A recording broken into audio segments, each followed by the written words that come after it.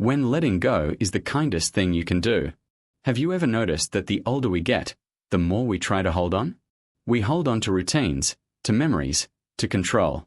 We hold on to the way things used to be when our hands were steady, our minds were sharp, and our role in the family was unquestioned. But what if I told you that there comes a time when the greatest wisdom is not in holding tighter, but in learning to let go? If you're between the ages of 50 and 80, I want to speak to that quiet part of your heart, the part that still aches to be useful, to be seen, to be needed. Because you are.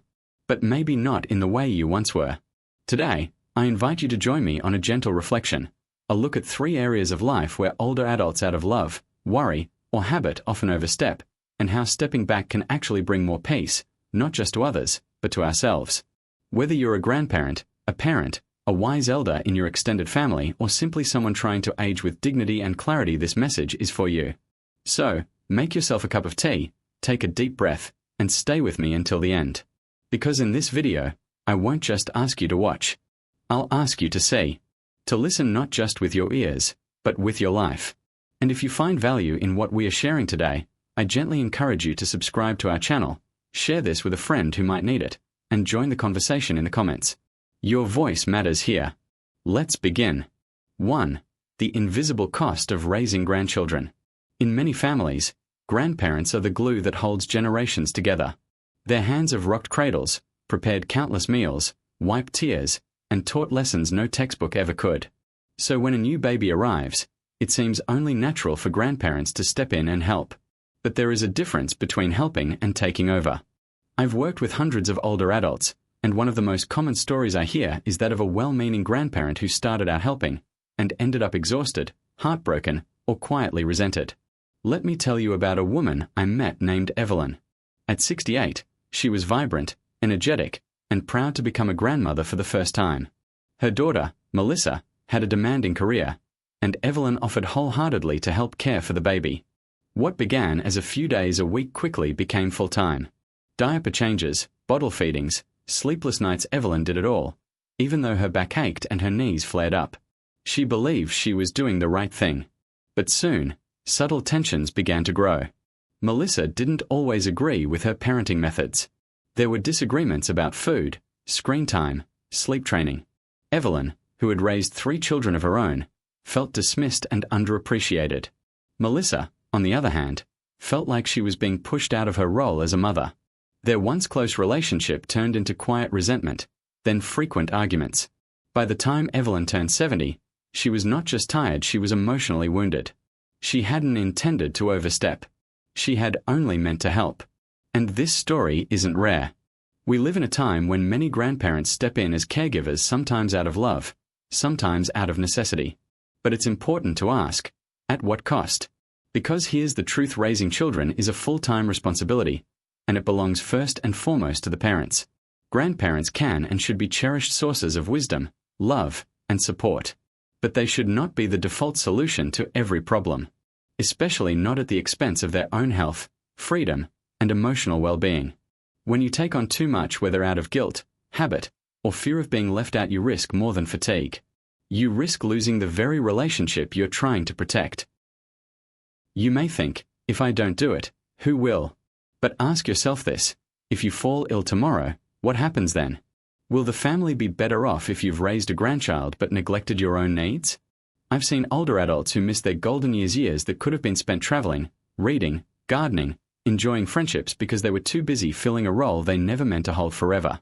And I've seen children grow into parents who never truly learned how to care for their own, because someone always stepped in and did it for them. There is a quiet strength in stepping back. There is wisdom in saying, I will support you, but I won't replace you. There is love in boundaries. You don't have to carry every burden just because you're capable. You've already raised your children. You've done your part. You deserve rest. You deserve space. You deserve the joy of being a grandparent, not another round of parenthood disguised as duty. Let your children find their own rhythm. Let them make mistakes. Let them learn. And when they ask, be there with open arms, open ears, and the gentle confidence of someone who has already walked that path. Because one of the greatest gifts you can give your family is the example of a life lived in balance of loving without losing yourself. You are not selfish for needing rest. You are not cold for setting boundaries. You are wise. And you are worthy of a life that includes more than caretaking. So ask yourself today, are you helping? Or are you holding too much? And if the answer is the latter, perhaps it's time to lovingly, courageously, let go just a little. 2. When love turns into control, the quiet cost of interfering in your children's private lives. There's a certain ache that lives in the hearts of many older parents. You raise your children, pour your soul into them, watch them grow up, and then, one day, they are no longer under your roof. They have their own homes, their own partners, their own way of doing things. And you're left asking, where do I fit now? It's a question few dare to voice out loud, but it lingers. Out of love, and sometimes loneliness, many parents begin to drift into a subtle pattern, checking in more often than needed, giving advice that was never asked for, asking detailed questions about their child's marriage, finances, or plans. It feels harmless, caring, responsible. But when love turns into control, even gently, the consequences are real and painful. Let me share a story I often reflect on, about a couple I worked with years ago, Martin and Lorraine. They were in their early 70s, thoughtful, kind-hearted people who had raised 3 children into adulthood. Their youngest son, Ryan, had just gotten married to a woman named Clara. At first, everything seemed fine. The families got along. Lorraine tried to be a supportive mother-in-law. But gradually, things shifted. She began calling every day, sometimes more than once, to ask how dinner had gone, whether Ryan had eaten well, whether Clara had remembered to do the laundry or paid the bills on time.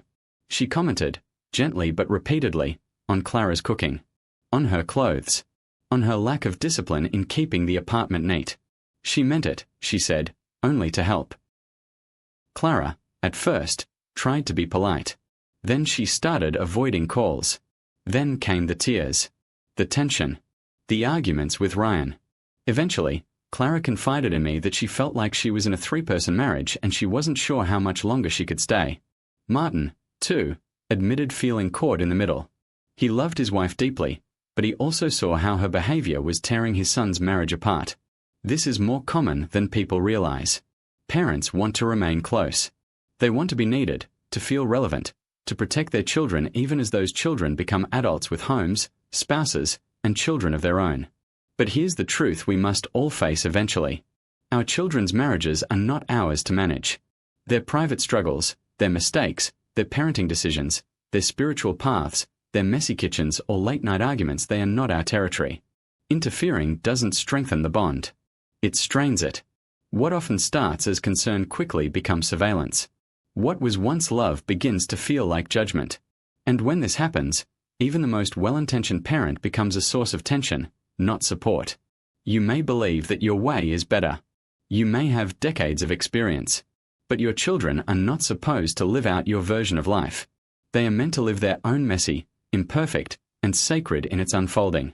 Letting go of control is not the same as letting go of love.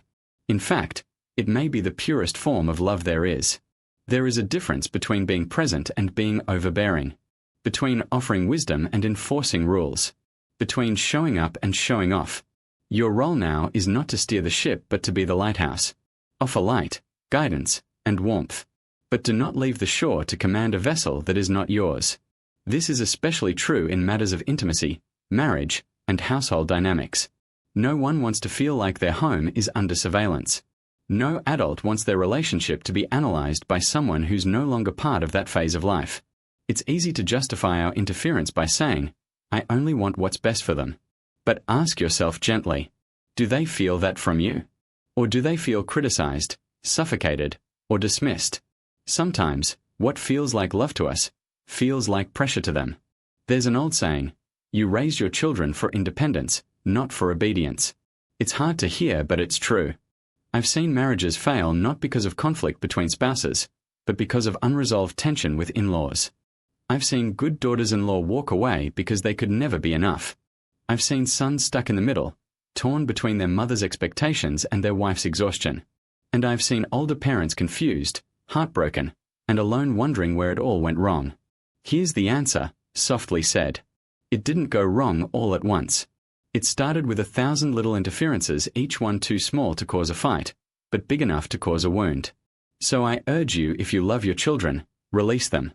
Let them fall and rise, decide and regret, laugh and cry, parent and partner in ways that may look unfamiliar to you, because they, too, deserve the dignity of figuring life out on their own. And when they come to you not because you called, but because they chose to, you'll know that what you offered wasn't control. It was trust. And that, more than any rule or ritual, is what binds a family together. 3. When being the peacemaker hurts you, the hidden weight of family disputes. There's something deeply noble about wanting to keep the family together. Perhaps it's the way we were raised. Perhaps it's the traditions passed down from our parents, who believed that blood was thicker than water. Or perhaps it's simply the yearning we carry in our hearts as we grow older, a longing for peace, for unity, for the comfort of seeing everyone at the table, smiling, just like it used to be. And so, when tension rises among siblings, cousins, or relatives, many elders instinctively step in. Not to cause trouble, but to restore harmony, to speak reason, to offer wisdom, to hold the family together. But here's what so few people talk about. Sometimes, trying to mend a wound you didn't cause only ends up hurting you too. I remember a man named Gerald, retired, 75 years old, a father of 3, and a respected uncle to dozens. When his 2 nieces had a bitter argument over their late father's will, it tore through the family like wildfire. No one wanted to be in the same room. Birthdays became awkward. Holidays, even worse. Gerald, being the quiet backbone of the family, decided to step in. He visited each niece separately, listened to their grievances, offered comfort, tried to mediate. He even offered to give up part of his own inheritance just to ease the tension. But instead of gratitude, he was met with suspicion. One niece accused him of taking sides. The other stopped calling altogether. The family dinners he used to host? Cancelled. Invitations stopped coming. Bit by bit, Gerald found himself not only failing to fix the problem, but being slowly pushed out of the very circle he was trying to protect. He came to me with tears in his eyes and said something I'll never forget. I thought I was the bridge, but I became the battleground. That is the silent heartbreak so many older adults carry. When you've spent your life pouring into others, when your identity is tied to being the wise one, the calm one, the fixer, it's almost unbearable to realize that your efforts may not only go unappreciated, they may backfire. But why does this happen? Because not all conflicts are yours to fix. Family dynamics are complex, often built on years, sometimes decades of unresolved pain, jealousy, comparison, or betrayal. What looks like a simple argument over money or property is rarely about just that. It's about stories, wounds, loyalties. And when you step into the middle without full understanding, you may be seen not as neutral but as meddling. Even with the best intentions, you can become collateral damage. This doesn't mean you should stop caring, but it does mean you need to care wisely. Here's what I often tell elders who come to me struggling with this. There's a difference between being a guide and being a shield. A guide points the way, offers clarity, reflection, perhaps a story from their own life that brings perspective. A shield, on the other hand, absorbs the blows, takes sides, becomes the referee in a game they never agreed to play. You are not meant to be a shield anymore. You've already fought your battles. Now is your time to rest, reflect, and offer wisdom, not sacrifice your peace to resolve someone else's war. Ask yourself, do I know the full story? Or has either side asked me to be involved? Or am I speaking from wisdom, or from anxiety? Or if I get involved, what emotional cost might I pay? Sometimes, the most loving thing you can do is stay out of it. Let me be clear, this isn't coldness. This is maturity. You can love your family without being responsible for their decisions. You can offer a listening ear without offering judgment or solutions. You can pray for their healing without placing yourself in harm's way. In fact, some of the most powerful elders I've known are the ones who knew when to be silent, when to observe, when to say, I trust that they will find their way even if I'm not the one guiding them. That kind of restraint isn't weakness. It's strength. Because peacekeepers are often taken for granted until they disappear. So protect your peace. Not just for your own sake, but as an example. Show your children, your grandchildren, your nieces and nephews that it is possible to love deeply without being entangled. To remain wise without inserting yourself into every situation. To honor the family without becoming the emotional dumping ground. You do not owe anyone your energy. Not at the expense of your dignity. Not at the cost of your well-being. Instead, be the elder who listens more than speaks. who trusts the process more than fixes the problem, who shines light without trying to carry others through their darkness. And if one day they come to you not for solutions, but simply because they know your presence is steady, you'll know that you've done your part. Not by fighting, not by fixing, but by simply being. 4. What you must hold on to, the 4 things that give aging its true dignity. Letting go is a form of wisdom, but knowing what to hold on to, that's a deeper kind of strength. Because aging isn't just about subtraction. It's not only about releasing roles, responsibilities, or relationships that no longer serve us. It's also about choosing what to protect with fierce clarity, what to nurture like a flame in the wind, what to carry forward into the final chapters of our lives, not out of habit, but out of purpose. In my years working with older adults, I've come to believe that there are 4 things, 4 pillars that every person should hold on to, especially after 60. These are not things that weigh you down. These are things that hold you up. And when life begins to feel uncertain, or when the world around you changes faster than your heart can keep up, returning to these 4 anchors can restore your sense of peace, dignity, and meaning. Let's take them one at a time. 1. Your health, the foundation beneath it all. You've heard it before, but it bears repeating. Health is everything. Not in the sense of vanity or chasing youth, but in the truest sense, where your ability to move, to breathe easily, to think clearly, to rest well, and to enjoy each day without chronic pain becomes the very structure that your freedom rests on. I've sat across from 72-year-olds who feel younger than their grandkids because they walk daily, drink enough water, stretch each morning, and laugh often. I've also met 58-year-olds who feel ancient because they've neglected their bodies, ignored warning signs, and let stress take root in their bones. No matter where you are right now, it's not too late to begin honoring your health. Start with the basics. Move a little each day.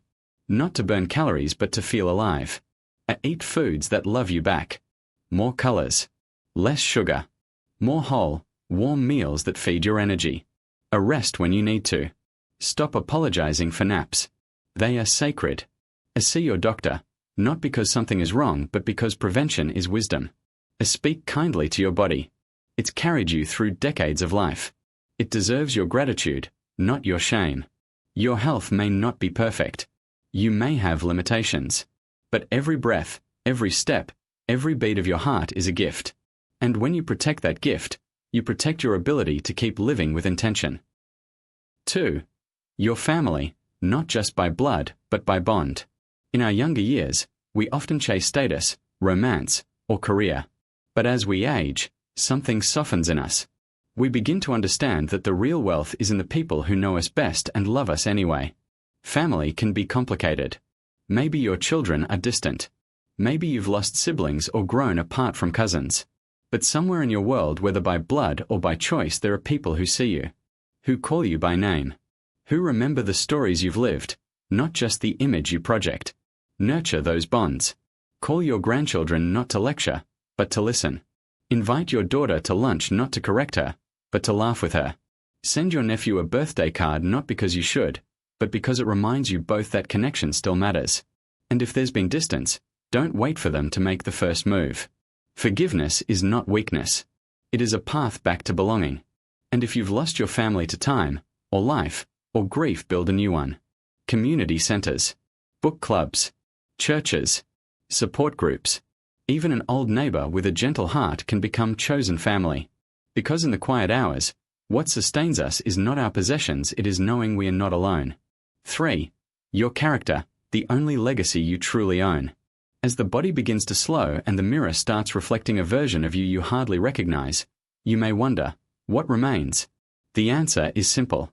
Your character, your honesty, your patience, your humor, your integrity. These things do not wrinkle with age. In fact, they deepen. They become the fabric others will remember you by, long after you're gone. I once knew a man named Charles. He never had much money. He never owned a house. But at his funeral, people lined up out the door not because of what he left behind, but because of who he had been. He was kind. He never raised his voice. He remembered birthdays. He asked about your dog. He made people feel seen. That was his wealth. As you grow older, resist the urge to compare your life to others, to measure your worth by accomplishments, bank accounts, or even how often your children call. Instead, ask, Or am I living honestly? Or do I treat people with respect? Or do I offer more encouragement than criticism? Or can I be trusted? Or do I bring peace into the rooms I enter? Your character is not what you leave in your will. It's what you leave in people's hearts. And that is worth everything. 4. Your inner peace, the soft power of a quiet mind. Finally, and perhaps most tenderly, hold on to your peace. In a world that will always push you to worry about your health, your future, your children, your finances, choose, every day, to protect your mind from chaos. This doesn't mean ignoring reality. It means learning to meet it without collapsing. Practice stillness. Sit with a cup of coffee by the window and listen to the birds. Read a poem that reminds you of the beauty in aging. Breathe deeply, not to calm a panic, but to honor the breath itself. Pray, if you believe. Or simply whisper your hopes into the quiet and let the silence answer back. Peace is not something you earn. It is something you allow. And when you build a home inside yourself that is steady, no storm outside can shake you for long. In the end, these are the 4 things I've seen matter most to people in their final years. A body that still moves with grace. A heart still connected to others. A soul remembered for its goodness. A mind no longer pulled in 1,000 anxious directions. If you hold on to these, you won't just be aging. You'll be ripening, becoming deeper, fuller, and more whole with each passing day. And isn't that what this chapter of life is meant to be? 5. Speak gently now, when words become weapons in old age. As we age, our bodies soften, our pace slows, and our memories become gentler around the edges. But there is one thing that does not age passively: our words. In fact, the older we grow, the more powerful our words become. Not because we speak louder, but because we speak with weight. Our children listen more carefully. Our grandchildren soak in everything we say. Friends, neighbors, even strangers at the grocery store hear our voice and assume it carries wisdom, experience, truth. And so, in these years of grey hair and quiet afternoons, we must ask ourselves something few people dare to reflect on. Are my words still building? Or have they begun to quietly wound? Because whether we realize it or not, aging gives us a kind of authority. Not by demand, but by presence. And that authority can either comfort or control, heal or harm. Let me tell you about someone I once knew. Her name was Linda. She was in her late 60s. Sharp-minded, articulate, known in her community for always saying it like it is. Her grown children respected her, but they also feared her tongue. Her daughter once said, "You never know what Mom's going to say, only that it'll sting." When Linda's granddaughter came out as gay, Linda responded quickly, not with violence, but with words. "This is just a phase. You'll grow out of it." She thought she was being honest. She thought she was guiding. But what she didn't see was how her words echoed in that young girl's soul for years. Another time, Linda noticed her son had gained weight. At dinner she said, in front of everyone, "You're eating like you've given up."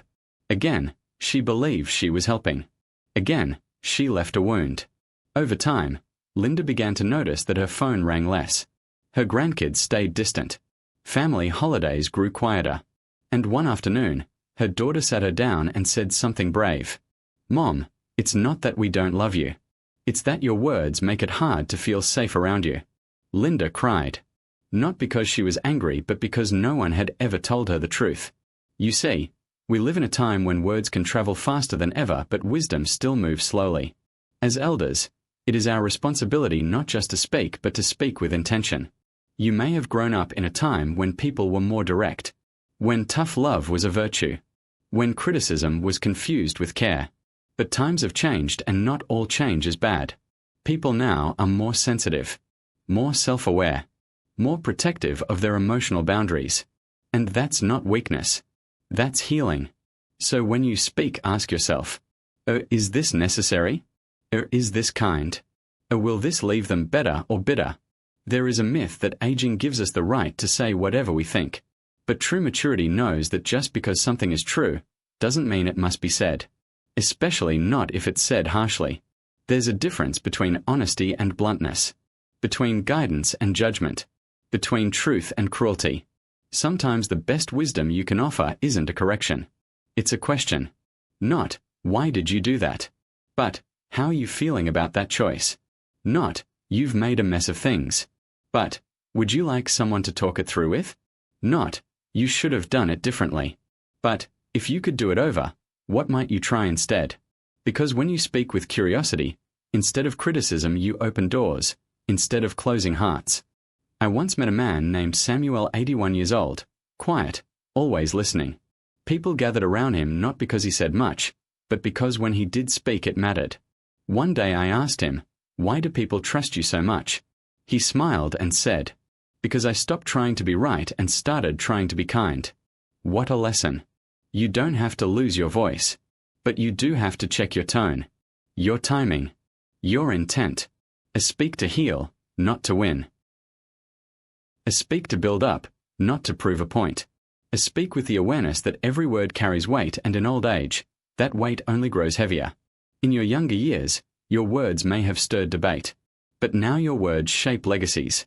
They are remembered. They are repeated. They either soften the world or harden it. So choose them well, because the day may come sooner than we think when your words are all that remain of you. Let them echo with kindness. Let them carry grace. Let them become the soft footprints that your loved ones follow long after your voice has gone quiet. 6. The wisdom of balance. When living too logically or emotionally becomes a quiet trap. As we grow older, people often expect us to be either one of two things: completely rational, always composed, always measured, or overly sentimental, ruled by memories, driven by feelings. But life, real life, doesn't live at either extreme. And aging well, aging with grace and clarity, requires something far more difficult than choosing one side. It asks us to balance, to hold the mind and the heart in the same breath, to live with softness, without losing strength, to speak with conviction, but also with compassion. You see, one of the quiet dangers of aging is this: we lean too far in one direction. Some older adults become so logical, so obsessed with practicality, routine, and what makes sense, that they forget to feel. They stop listening to music, stop trying new things, stop laughing with abandon. Their days become lists, schedules, rules. Life becomes a system to maintain, not a mystery to explore. Others, overwhelmed by change, drift into emotion. Nostalgia consumes them. They cling to the past not out of joy, but out of fear. They replay old wounds, regret old choices, and live in memory more than in the moment. The future feels cloudy, so they escape into yesterday. Neither path brings peace, because logic without feeling becomes cold, and emotion without direction becomes chaos. I once met a man named George. He was 82, brilliant, a former engineer, still sharp. But when his wife passed, he buried his grief under tasks. He kept a strict schedule, calculated everything down to the minute. He vacuumed every Tuesday at 3 p.m., paid bills exactly on the 15th, ate the same breakfast every day. He said it gave him control, but what it really gave him was numbness. "I don't cry," he said. What good would it do? And yet, he hadn't truly smiled in months. On the other hand, I worked with a woman named Teresa, 76. She was the opposite. She wept daily, not out of weakness but because everything reminded her of her late husband. His sweater, their song, his chair. She clung to their wedding photos. She couldn't bear to clean out his closet, even 10 years later. Her children stopped visiting, often not because they didn't love her, but because every conversation turned into tears. Both George and Teresa were trying to cope. One through the mind, the other through the heart. But neither could fully live. Because balance is not about choosing logic or emotion. It's about learning when each one is needed and when to let the other speak. So how do we find that balance in old age? How do we live wisely without becoming rigid? Feel deeply without becoming overwhelmed? Here are a few quiet practices I've seen bring peace. 1. Give structure to your day but leave room for the unexpected. Have routines that support your health and clarity but let life surprise you. Say yes to the lunch invitation. Pause to admire the sky. Try a new recipe, even if it flops. 2. Feel your emotions but don't let them rule you. Grieve when grief comes.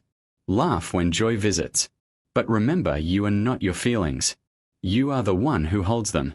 Watch them come and go like waves, but don't drown in them. 3. Keep your mind engaged but not in control of every detail. It's okay not to have answers.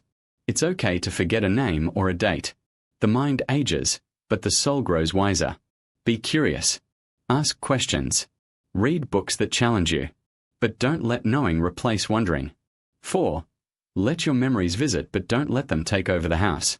Your past is sacred, but your present is where life still happens.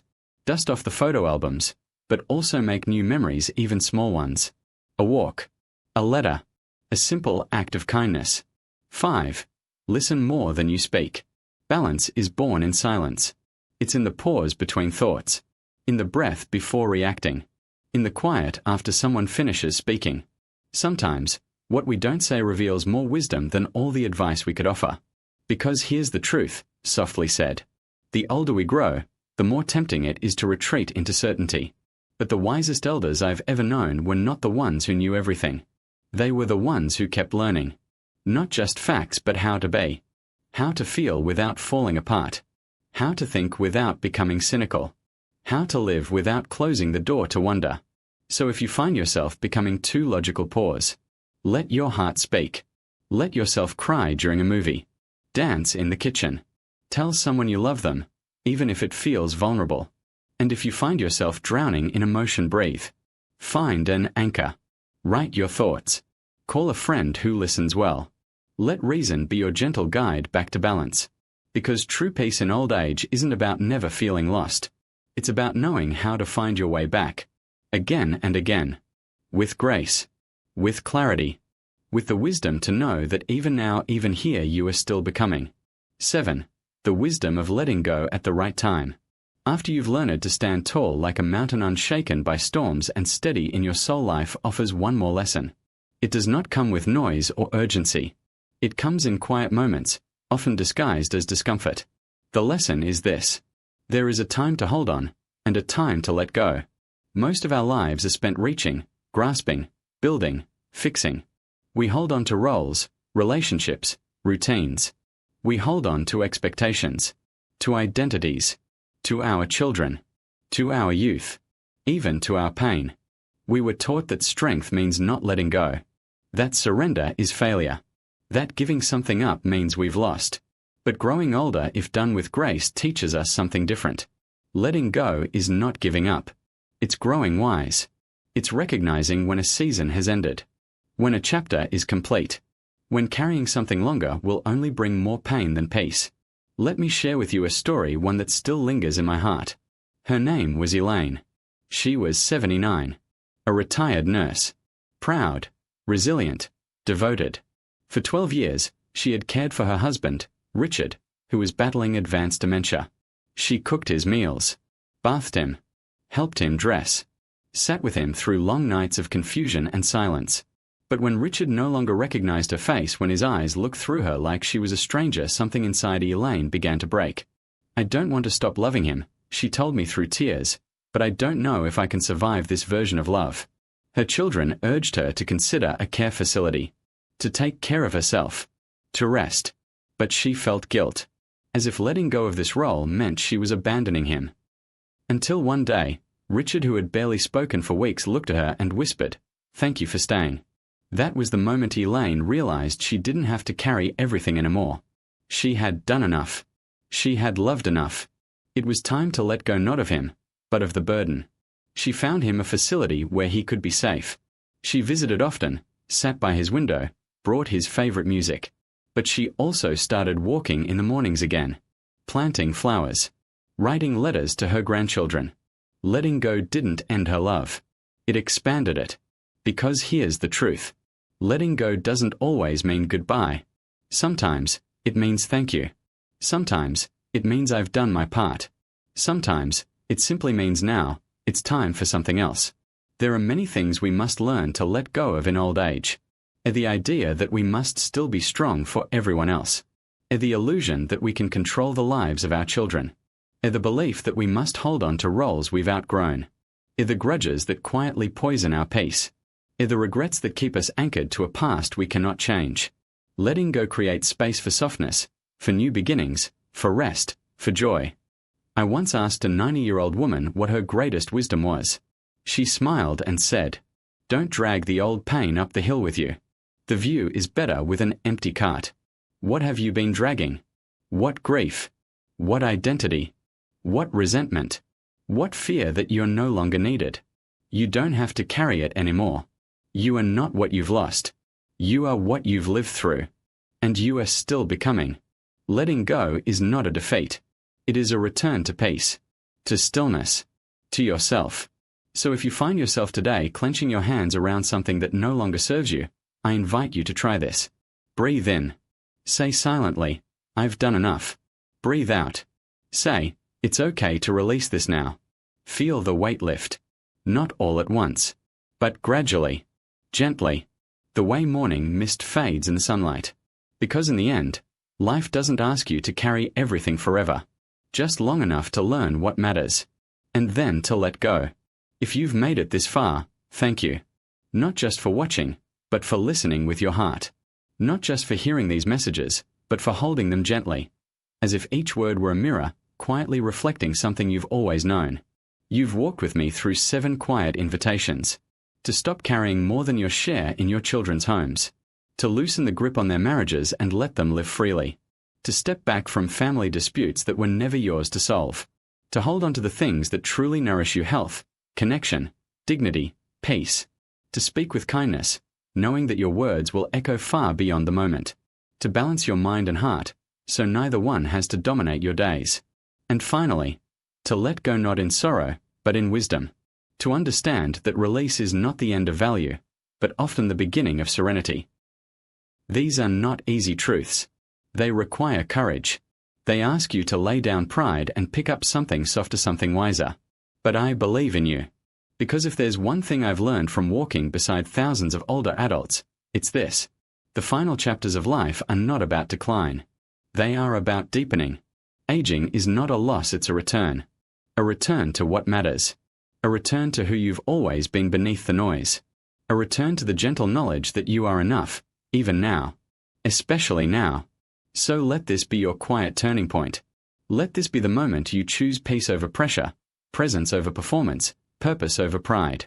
And if this video touched something inside you, if it reminded you of what's worth holding onto and what you're finally ready to let go, I invite you to take one more small but meaningful step. Subscribe to this channel. Not because you have to, but because you deserve a place where your journey is honored, your heart is seen, and your wisdom is welcomed. Leave a comment below, share with us. Which message stayed with you the most? What have you been carrying for too long? What are you ready to release? Your words might become the light that someone else needs today. And if you know someone who is quietly walking through these same questions, someone who's aging in body but still searching in spirit, share this video with them. It may be the soft truth they've been waiting to hear. We'll be here again soon, with more reflections, more stories, more space for grace. Until then, take care of your mind. Take care of your soul. And most of all, take care of your peace. Thank you for being here. And may the rest of your journey be filled with everything that truly matters.